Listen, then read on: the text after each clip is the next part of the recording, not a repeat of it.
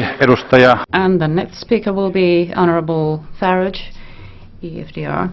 2 minutes. Amongst the long list of foreign policy failures and contradictions in the last few years, including of course the bombing of Libya, the desire to arm the rebels in Syria, has been the unnecessary provocation of Vladimir Putin. This EU empire, ever seeking to expand, stated its territorial claim on the Ukraine some years ago. Just to make that worse, of course, some NATO members said they too would like the Ukraine to join NATO. We directly encouraged the uprising in the Ukraine that led to the toppling of the President Yanukovych, and that led, of course, in turn to Vladimir Putin reacting.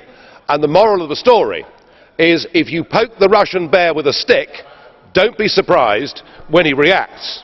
Now, just to continue with that, today we are rushing through an association agreement at undue speed with the Ukraine, and as we speak, there are NATO soldiers engaged in military exercises in the Ukraine. Have we taken leave of our senses? Do we actually want to have a war with Putin? Because if we do, we're certainly going about it the right way. Perhaps we ought to recognise that the West now faces the biggest threat and crisis to our way of life that we have seen for over 70 years. The recent beheadings of the British and American hostages graphically illustrates the problem. And of course we have our own citizens from our own countries engaged in that struggle too. In the war against Islamic extremism, Vladimir Putin, whatever we may think of him as a human being, is actually on our side. I suggest we grow up.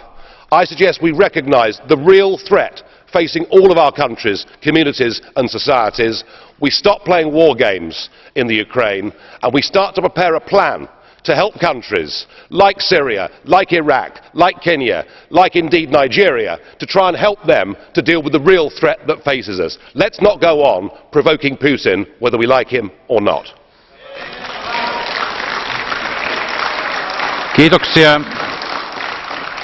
Thank you. Mr. Farage. Did a blue card question, actually a few blue card questions. The first one of these was by Mr. Pascu. Do you accept this blue card?